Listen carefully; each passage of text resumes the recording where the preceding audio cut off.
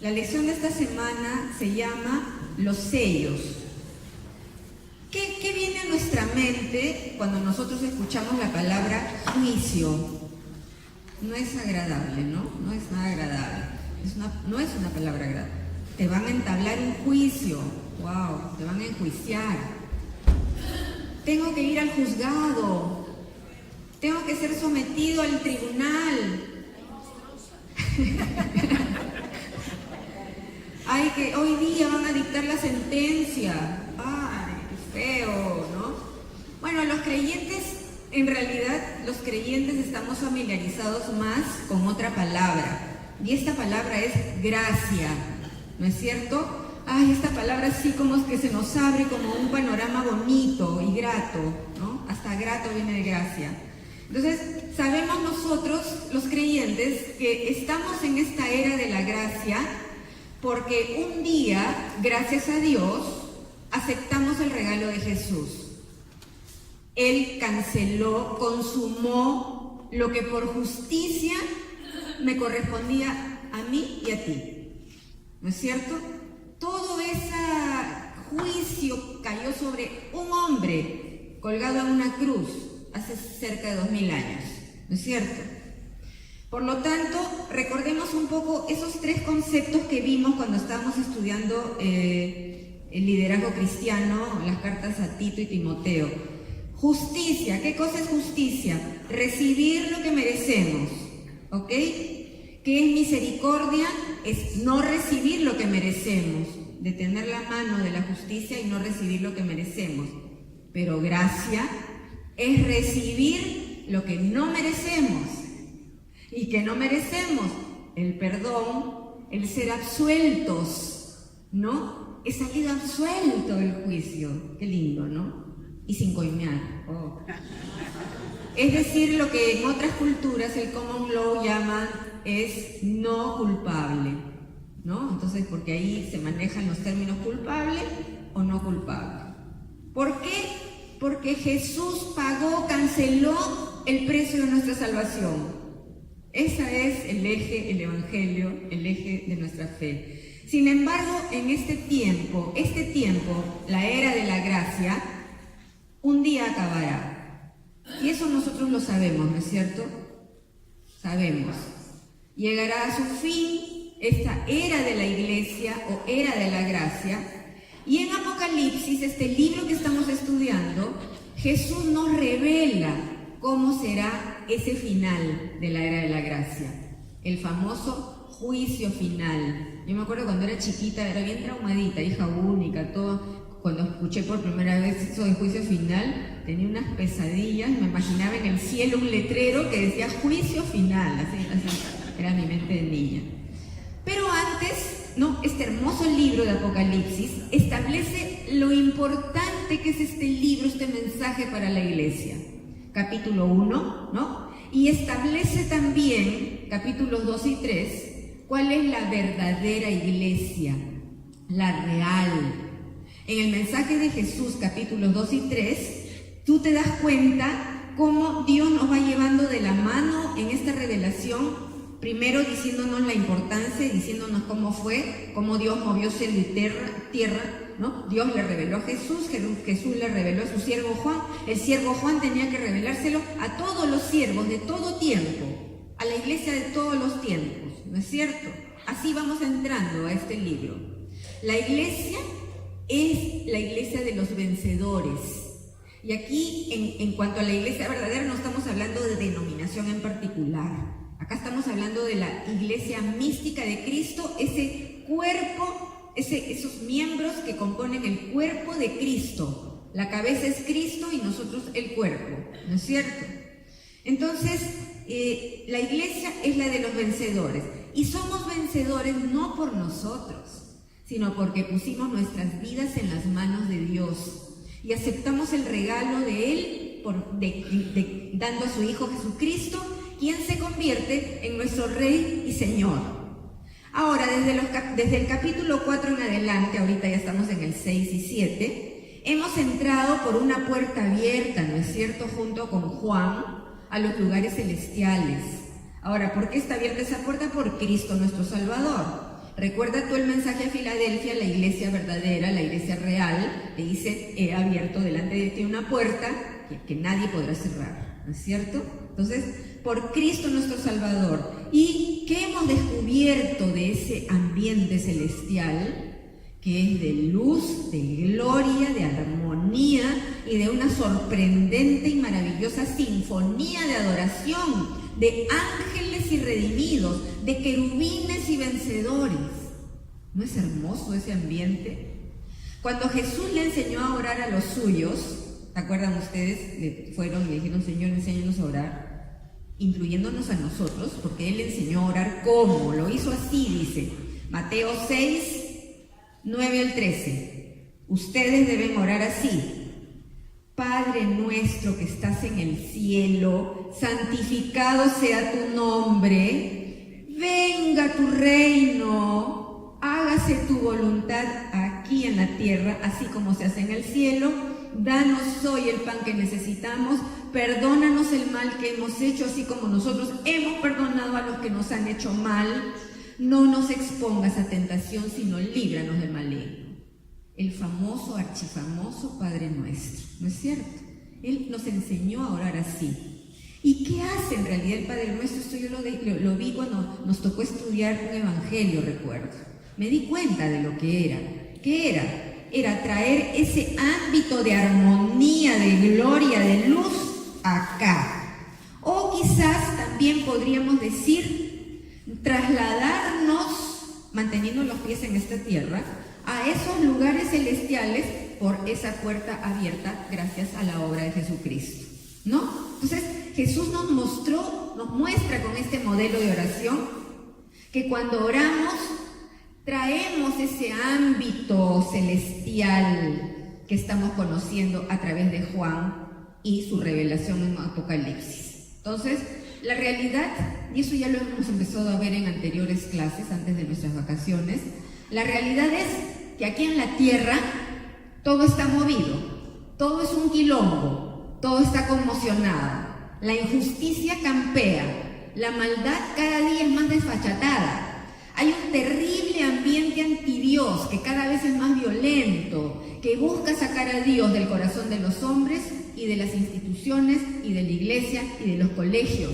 Los principios morales de Dios son vejeces fuera de moda, ¿no? Sus principios morales por los suelos. ¿Por qué crees tú que Jesús tenía la imperiosa necesidad a cada momento de apartarse a orar a su Padre? ¿Por qué crees tú? Porque Él estaba en medio del quilombo que lo rodeaba y encima con mucha más intuición espiritual de la que nosotros tenemos. Si a nosotros con el espíritu que mora en nosotros nos duele, nos asquea, nos da cólera, nos violenta muchas veces el mal que nos rodea, ¿cómo sería al Santo, al Cordero, al León de Judá? ¿Cómo sería Él? ¿No? Que tenía mucha más sensibilidad espiritual que nosotros. A cada rato se apartaba, agarraba el barco, se iba más allá, se iba, se separaba, ¿no? O sea, ¿qué necesidad, pues? ¿Por qué? Porque el sistema del maligno es un bullicio de orgullo, hipocresía, búsqueda de poder, de injusticia, de sistemas económicos criminales, de enfermedad y muerte, de mentira y violencia. ¿Qué sientes tú cuando ves todo el destape, por ejemplo, de la corrupción que estamos viendo en nuestro sistema supuestamente de justicia? ¿Qué sientes tú? ¿No sube un clamor de aquí, así una cosa, sube una indignación, ¿no? Sube de nuestras entrañas algo que dice, ya basta. ¿Se acuerdan esa multitud? ¿Hasta cuándo, Señor? ¿No es cierto? Venga tu reino, Señor, hágase tu voluntad aquí, como se hace en el cielo, ¿no? Hace ya unos 2000 años, un grito irrumpió, un tiempo de oscuridad en Israel, aquí en la tierra, y era Juan el Bautista. Y este grito de batalla está en Mateo 3:2. y decía: arrepiéntanse porque el reino de los cielos se ha acercado. Jesús andaba entre ellos, el rey estaba allí. Poco tiempo después Jesús comenzó su poderoso ministerio, y en Mateo 4:17, ¿qué creen que fue lo primero que él dijo? Desde entonces, Mateo 4:17, desde entonces Jesús comenzó a predicar y decía: arrepiéntanse porque el reino de los cielos se ha acercado. El Cordero de Dios caminó entre ellos, discipuló a un grupo de 12 salvajones como nosotros, ¿no? Los discipuló, caminó con ellos, uno de ellos 0, entonces, y caminó resuelto a la cruz, a ser sacrificado, a ser ese Cordero de Dios que quita el pecado del mundo, como le dijo Juan el Bautista, ¿no? Se inmoló, canceló la deuda de la humanidad pecadora, y Él es absolutamente digno, Rey soberano todopoderoso. Su nombre es el mayor nombre que existe en el universo. Ante ese nombre, algún día, toda rodilla se doblará, ¿no es cierto? ¿Qué impacto debe tener sobre nuestras vidas que el Cordero comience a romper esos sellos? Les digo algo, lo mismo que Dios desea para las 7 iglesias en Asia y para todo creyente a lo largo de estos 2000 años, que coronemos a Jesucristo como Rey y Señor de nuestras vidas, pero de verdad, de corazón. ¿Por qué? Porque es así donde nosotros nos empezamos a convertir en el ámbito del reino aquí en la tierra. O sea, donde estamos nosotros está entrando el reino, está entrando el Espíritu, ¿no? Esta es una realidad hermosa. Que caminemos en Él, con Él en nosotros, es decir, en la palabra. Que andemos en la palabra y mantengamos un testimonio de vida. Confiar en Él hoy y cada día de nuestra vida. ¿Por qué? Porque somos la iglesia real, la del Rey. Gracias a Dios, pues está cerca, y así se llama esta charla, el juicio desencadenado. Vamos a ver 3 partes. Primero, los 4 jinetes. Segundo, quinto y sexto sello abiertos. Y tercero, los vencedores sellados. Los 4 jinetes. Lo primero que debemos notar nosotros cuando se empiezan a abrir estos sellos, ¿ya? Que Dios Todopoderoso, Señor del universo, absolutamente santo y justo, ha podido traer, y con todo derecho, su juicio sobre la tierra, en un sas, en una, ¿ya?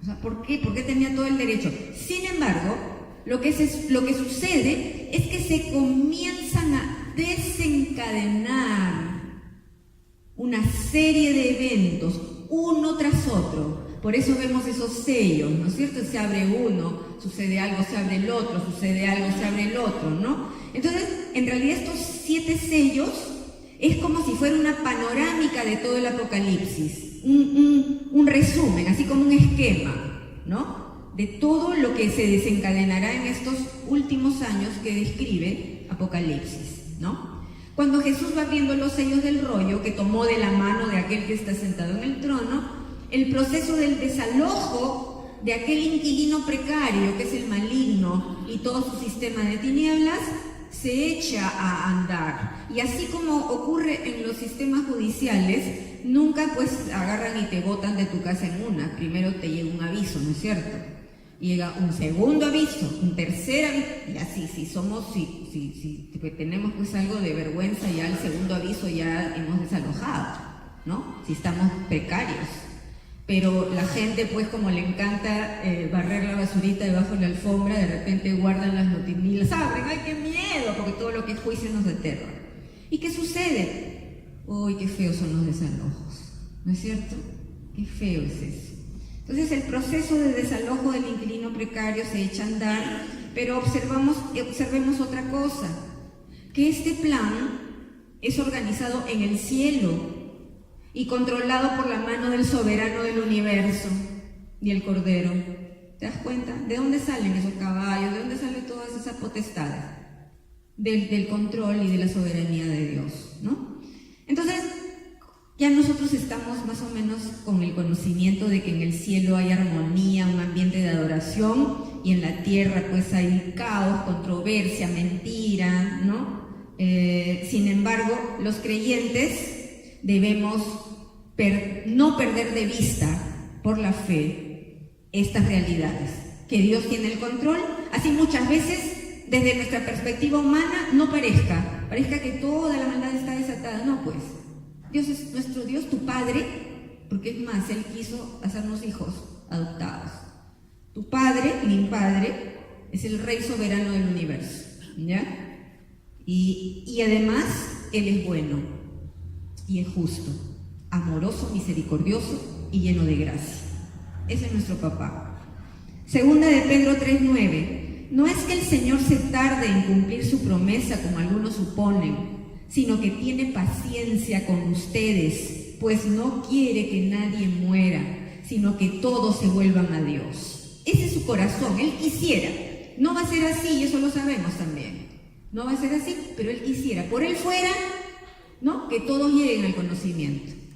Sin embargo, el día de su ira llega. Cuando el león de Judá abre los primeros 4 sellos, se nos permite ver en el gran escenario del cielo algo realmente épico, algo muy sobrecogedor, ¿no? Tú has escuchado toda la vida los jinetes del Apocalipsis, los 4 jinetes del Apocalipsis.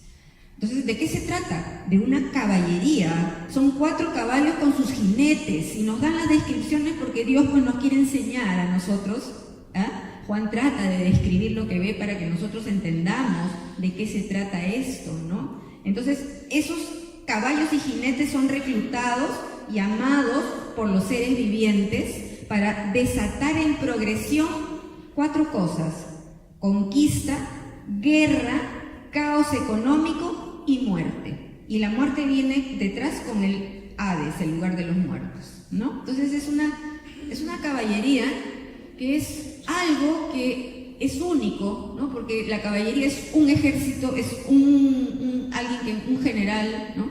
La caballería, a pesar que son 4. Entonces, si nosotros recordamos las plagas de Egipto, que estudiamos el año pasado, ¿se acuerdan? Cuando Moisés libera al pueblo de la esclavitud, era Dios sacudiendo a la nación, sacudiendo, llamando la atención del faraón. ¿Para qué? Para que vuelva en sí ese hombre. Pero ese hombre era como una bestia del campo, ¿no? Era como una fiera, ¿ok? Vamos a ir pensando en cosas, ¿no? Entonces, Dios usó sus propios dioses. ¿Por qué? Porque, acuérdense, los egipcios adoraban al sol y el sol se oscureció. Adoraban al río Nilo y el río Nilo se convirtió en sangre. A las moscas adoraban, a las ranas, al ganado, a los animales, a los toros, a los baales, ¿no? Es decir, Dios hizo que sus propias deidades, o sea, sus propias cosas que adoraban, se volvieran contra ellos, mostrando que hay un soberano que es el Señor de todo el universo. Ahora, nosotros sabemos que especialmente desde el Renacimiento, ¿no? Este tiempo histórico de la Edad Media, que se corta la Edad Media y empieza el famoso Renacimiento, hasta nuestros días, ¿ya? Se ha levantado un diosecillo, voy a decir, ¿no? Cada vez más relevante. ¿Y ese Dios quién es? El hombre. Y una mentalidad que se le llama comúnmente humanismo secular, que es, todo esto es Babilonia, todas estas cosas es Babilonia, ya vamos a ver un poquito más después, ¿no? Es el hombre trascendente, ¿no? El que se pone por encima de todo, y que aunque siempre hubo, ¿no? Esos grandes, esos imperios, el César, el emperador, o sea, siempre ha habido esa tendencia humana de poner seres humanos como dioses, ¿no? Entonces, desde el Renacimiento se levanta este Dios tan relevante, el hombre. El humanismo secular como pensamiento ha levantado a partir de pensadores humanos una serie de ideas, de ideologías. ¿Y qué buscan estas ideologías? Que el mundo, la humanidad, pueda tener una vida tranquila, ¿no? Económicamente bien, sin tener en cuenta a Dios, ¿ok? O sea, sin tener en cuenta para nada a Dios. Eso está creciendo.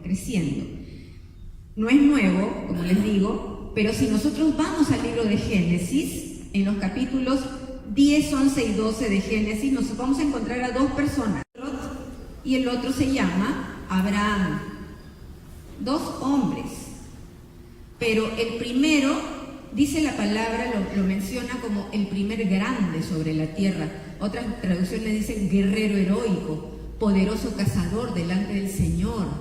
Y ese delante del Señor implica alguien que está confrontando a Dios, que está desafiando a Dios, ¿ok?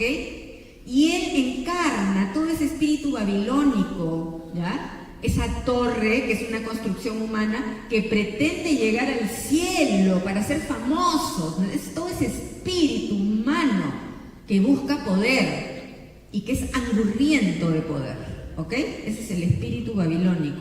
Ahora, pero Babilonia tiene la empresa diabólica humana, así como la iglesia es una empresa divino-humana, ¿no? Babilonia es una empresa diabólica humana de carácter político, económico y también religioso, ¿ok? Entonces, la iglesia apóstata es Babilonia. Todo eso que el Señor Jesús empieza a advertir en el mensaje de las 7 iglesias, ¿ya? Todo eso que se levanta, el nicolaísmo, todas esas cosas corresponden a Babilonia. Entonces, ese primer jinete que sale vestido de blanco, en un caballo blanco y con una corona y con un arco, se parece extrañamente a aquel jinete que nosotros encontramos en Apocalipsis capítulo 19, que es con toda seguridad Jesucristo, ¿ya?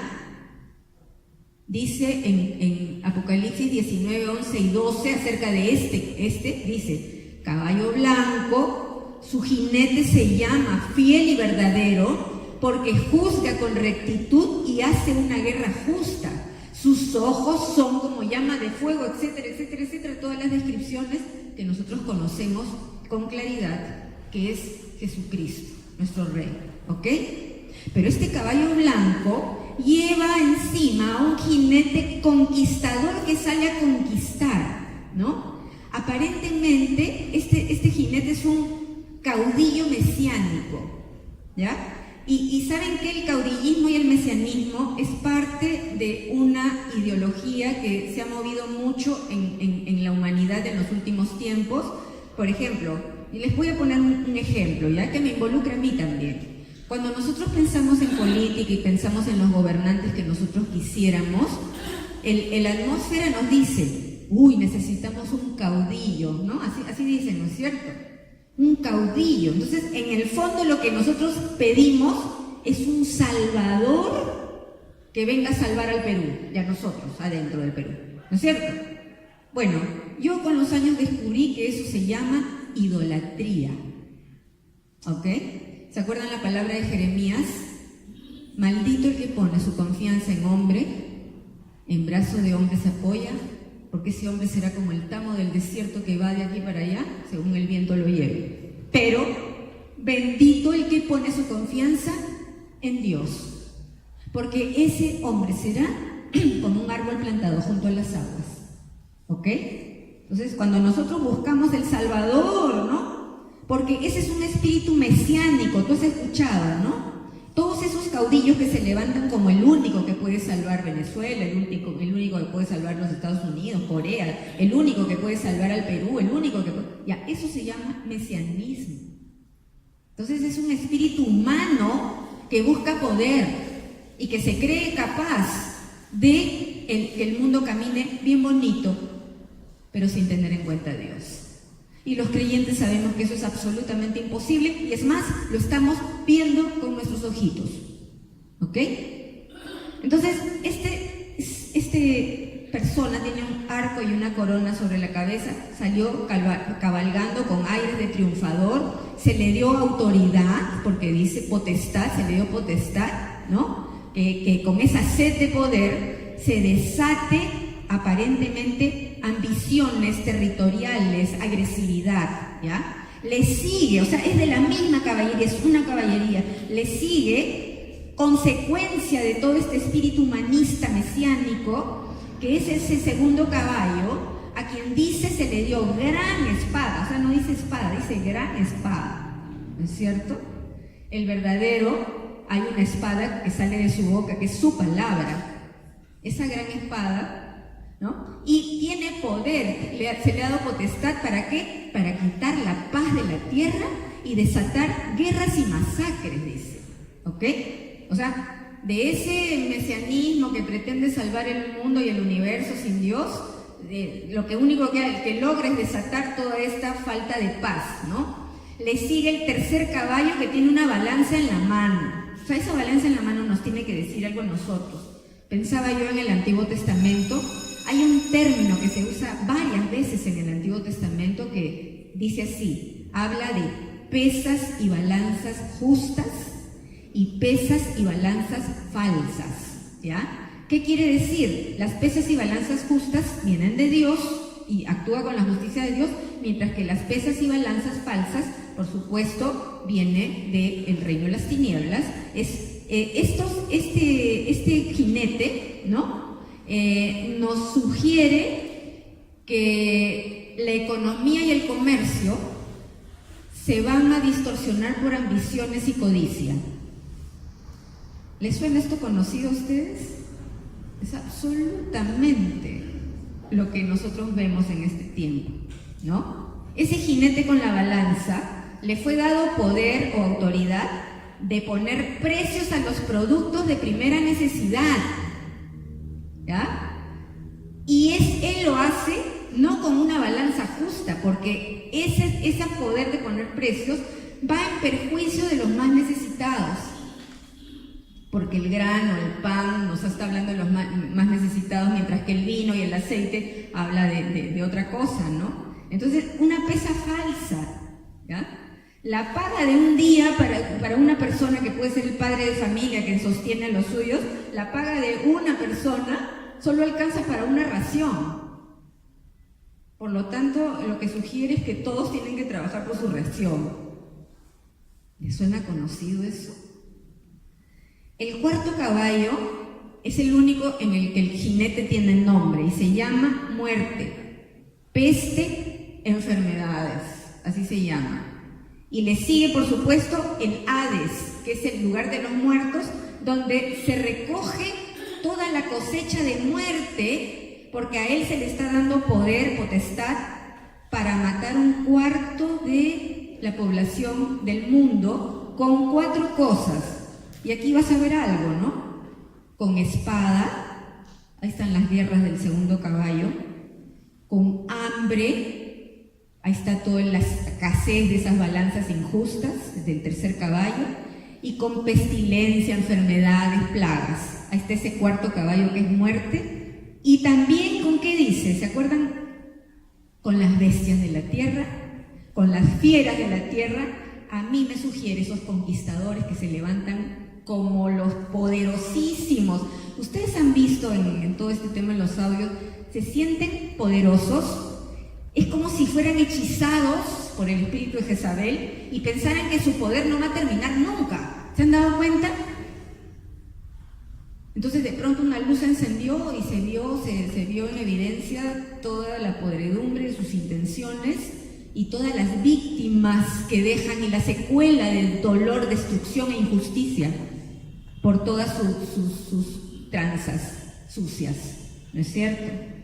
Entonces ya vemos nosotros en acción a esos jinetes y sus caballos, ya vemos nosotros todos esos espíritus levantándose sobre la tierra, ¿no? Y encarnado muchas veces en esos gobernantes que siempre comentábamos, ¿no? Que parece que estuvieran jugando PlayStation con la tierra, que yo tengo más bombas, que yo voy a ser la madre de todas las guerras, ¿no? Vemos nosotros al señor Trump con su peinado y al señor presidente de Corea con su otro peinado, y se pelean y después se dan la manito y nos da más miedo todavía porque decimos qué negociado estarán haciendo, ¿no es cierto? Vemos encarnado todo esto en la polarización política, izquierda, derecha, en el nuevo orden mundial, que ya es una realidad, ¿no? Existen, es una realidad todo lo que el señor Soros está promoviendo del nuevo orden mundial, el Club Bilderberg, todo es una realidad, son cosas que tú ves que la gente lo ha estudiado. Todos los gobiernos babilónicos en donde el presidente de turno siente que es él y solo él es el único que puede salvar. Eso en términos religiosos se llama nicolaísmo y es una de las cosas que vamos a ver siempre, ¿no? El mal avanza con mentalidades impías, ¿no? Ya estamos viendo todo esto en Argentina, gracias a Dios no prosperó, el aborto, como irte a sacar una muela que todavía el Estado lo tenía que pagar, ¿no? Ahora, con todo esto que nosotros vemos en estos tiempos, yo hago una pregunta. ¿Y dónde está la iglesia? ¿Dónde estamos? ¿Ya?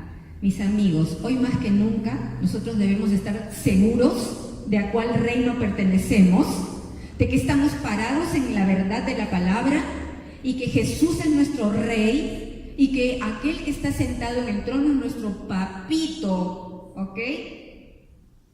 ¿Por qué? Porque el juicio se desencadena. Quinto y sexto sellos abiertos, segunda parte. Cuando el Cordero abre el quinto sello, Juan dice, ve las almas de los mártires que fueron muertos a causa de la palabra de Dios y de su testimonio. Mira, en Apocalipsis 1, Juan dice que está preso por causa de ¿qué? De la palabra de Dios y del testimonio de Cristo. Nosotros, la iglesia de Filadelfia le dice, ¿qué tienes? Eres débil, pero estás firme en la palabra y guardas testimonio, ¿no? Y ellos claman, toda esta multitud clama, ¿hasta cuándo? Entonces, con estos la caballería vemos una fuerza humana, destructora, que viene de las entrañas del Averno.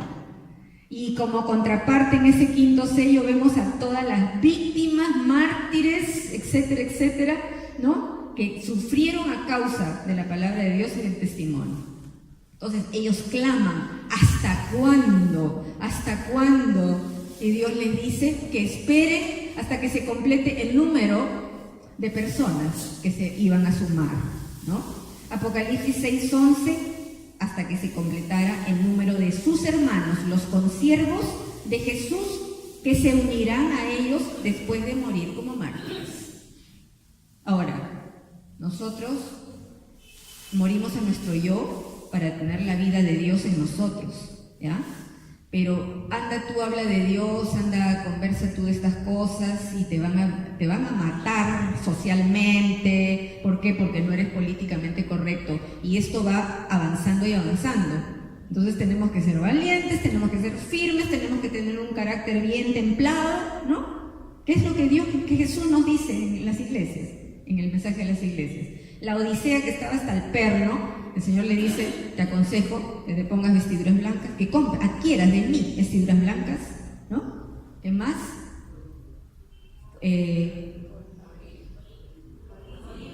Colirio para tus ojos, vestiduras blancas y el fuego un fuego de la prueba, ¿no? Le dice. Entonces, ¿alguna vez tú te has preguntado hasta cuándo, Señor? ¿Qué pasa en tu corazón cuando tú ves los extremos de maldad, bebitos violados, crímenes, ¿no? Jóvenes que disparan en sus colegios, matan a sus compañeros, a sus profesores, cuando ves toda la perversión, la blasfemia, la injusticia, ¿no? ¿Sí o no que hay un clamor que clama por justicia? Bienaventurados los que tienen hambre y sed de justicia, porque ellos serán saciados. Bienaventurados los que lloran, porque serán consolados. Bienaventurados los pobres de espíritu, porque ellos heredarán la tierra. Ese es el reino al que pertenecemos.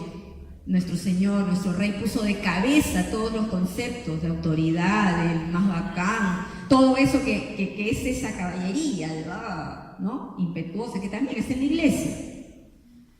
La autora Anne Graham escribió algo que a mí me gustó mucho. Dice, el Señor es paciente con la humanidad pues Él sabe muy bien cuánto dura la eternidad. Mira toda esa reflexión que profunda. En Mateo 24, que yo te pediría que lo repases, Jesús profetiza todas estas cosas, el tiempo del fin, y habla de estos eventos, ¿no? Ahora, cuando el Cordero abre el sexto sello, ¿no?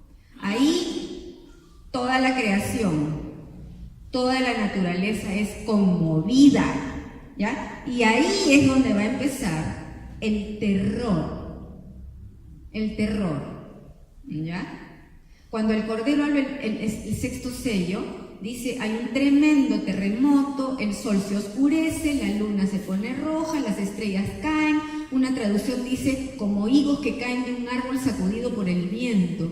Montañas e islas movidas de su lugar, ¿ya? Pero estos terremotos a mí también me hablan de terremotos institucionales.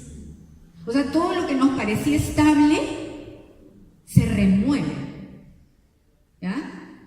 Incluyendo también, pues, iglesias, porque dice, el juicio empezará por casa, y la casa somos la iglesia, ¿no?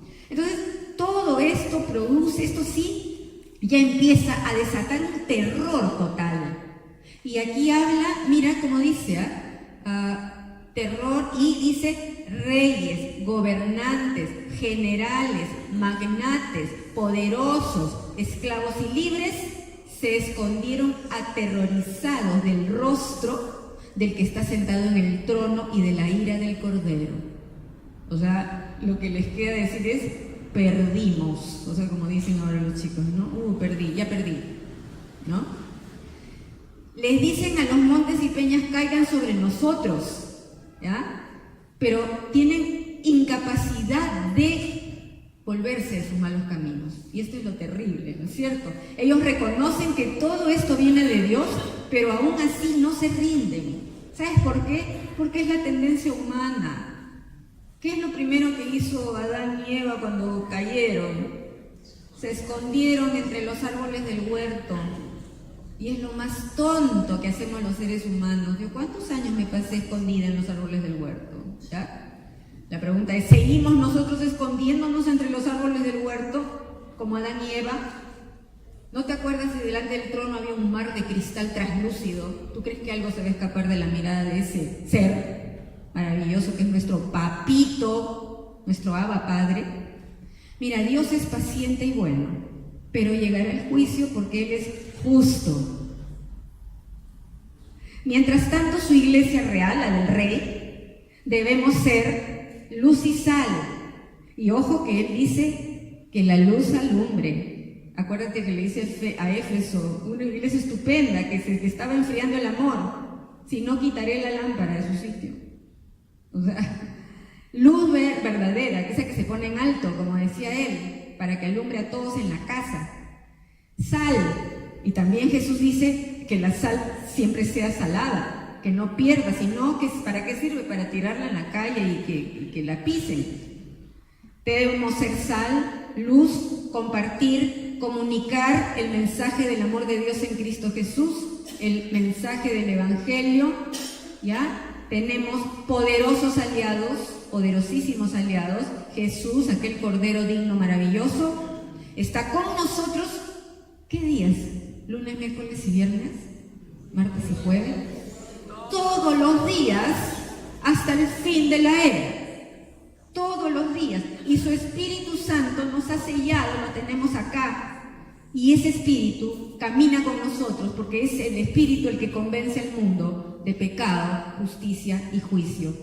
Mis amigos, compartamos las maravillosas virtudes de aquel que nos trasladó de las tinieblas a su luz admirable, como dijo Pedro. El juicio se desencadenará un día. Por último, los vencedores sellados. Sabemos nosotros del amor y de la fidelidad de Dios, ¿no es cierto? Y sabemos también de la fidelidad de Dios por su pueblo Israel. Si bien estamos en el nuevo pacto, ¿no es cierto? Israel está por ahí vemos a esos rabinos que se ponen ahí en el muro de los lamentos, con sus barbas, sus filacterias, ¿no es cierto? Que no han reconocido, ¿no? Entonces, vemos nosotros que su nación Israel, Él le dio su ley, los ordenó, y a pesar de su amor, ellos le fallaron, humanas como nosotros, una y otra vez, cayeron en la idolatría, y los errores que cometieron, y eso es algo que yo vi, se asemejan mucho a las advertencias que hace Jesús a las 7 iglesias, porque los judíos perdieron su primer amor, y ese primer amor se convirtió en un legalismo frío, muy orgullosos de su linaje, y por eso encontramos las autoridades religiosas del tiempo de Jesús. Balaam los afectó porque penetró el pecado en el campamento, y Jezabel los hechizó, porque finalmente ellos creían estar muy bien, ¿no? Pero perdieron el propósito. Aún nuestro querido Pablo, acuérdense ustedes, ¿qué hacía? Perseguía con furia a los creyentes. Hasta que un día el rey se le puso al frente y le dijo: hijito, no es por allá, es por acá. Y eso es lo que hace con nosotros, nos pone en el camino. Por eso nos llamaron los del camino a los cristianos. Jesús vino por los suyos, por su pueblo, a los suyos vino, pero dice que los suyos no lo recibieron. Y él era el león de Judá, él es de Judá, él es judío, ¿ok? Al final de la era de la gracia, vemos a estos 4 ángeles deteniendo los vientos destructores del 6º sello. ¿Para qué? Porque hay un ángel que viene y dice: con el sello de Dios sellan a 144,000 judíos, 12,000 de cada tribu de Israel. ¿Por qué? Porque Dios es fiel con su pueblo, así su pueblo no lo haya reconocido. Bueno, tú y yo, eso es más rico, ¿no? Estamos sellados también, porque Dios puso las arras, el sello de su espíritu en nuestras vidas. Y Dios, a pesar de todo, es fiel con su nación, pero luego dice... Luego de que habla de estos 144,000 judíos sellados, dice Juan que vio en 7:9 una multitud tomada de todas las naciones, tribus, pueblos y lenguas, tan grande que nadie podía contar. ¿No es rico que estar ahí? Estamos ahí, ¿no? Están de pie ante el trono y el Cordero. ¿Quién es digno de poder estar de pie delante del trono y del Cordero? Vestidos de ropas blancas. Son los vencedores. Esos son los vencedores. Mis amigos, valoremos hoy el tiempo de la gracia. ¿Sabes qué le encanta a Satanás? Hacernos perder tiempo. Le encanta que perdamos el tiempo. ¿Sabes por qué? Porque tenemos un encargo, ¿ok? ¿Y qué es lo que hace él? Nos pone 1,000,000 de entretenimientos para que estemos adormecidos. Esa es su estrategia, ¿ya?